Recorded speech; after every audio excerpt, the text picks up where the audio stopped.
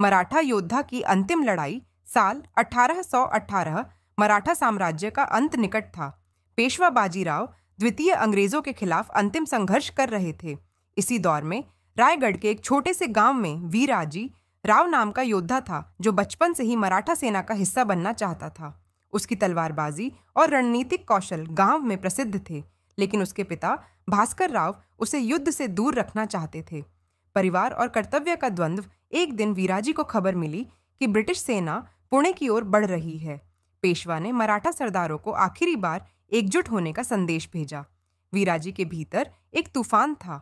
एक ओर परिवार की चिंता, दूसरी ओर मातृभूमि की रक्षा। बेटा, युद्ध से सिर्फ विनाश होता है। हम पहले ही बहुत खो चुके हैं, भास्कर राव ने समझाने की कोशिश की। वीराजी की मां सुमित्राबाई भी रोते हुए उसे रोकना चाहती थीं, लेकिन वीराजी जानता था कि युद्ध लड़ना ही उसकी नियति है। रणभूमि में अंतिम संघर्ष। पुणे के निकट खड़की के मैदान में मराठाओं की अंतिम लड़ाई तय हुई। अंग्रेजों के पास आधुनिक हथियार थे, मगर मराठाओं के पास इतिहास की ज्वाला थी। वीराजी अपनी छोटी टुकड़ी के साथ अंग्रेजी सेना पर टूट पड़ा। उसकी तलवार बिजली की तरह चमक रही थी। एक के बाद एक अंग्रेज सैनिक ढेर हो रहे थे, लेकिन अंग्रेजों की संगठित सेना से मराठा योद्धा कमजोर पड़ रहे थे।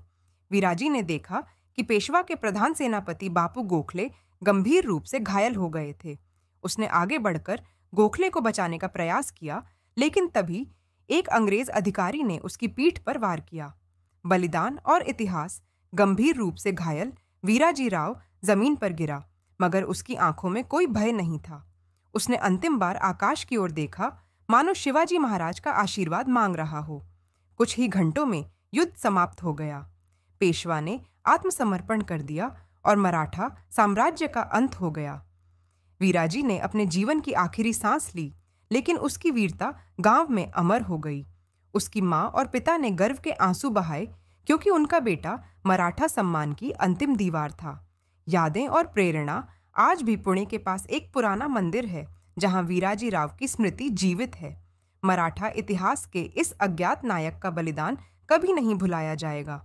क्या आप इस कहानी में कोई नया मोड़ जोड़ना चाहेंगे या इसे और विस्तारित करना चाहेंगे? आपकी रचनात्मकता इसे और भी रोमांचक बना सकती है। अगर कहानी अच्छी लगी तो लाइक या सब्सक्राइब करें।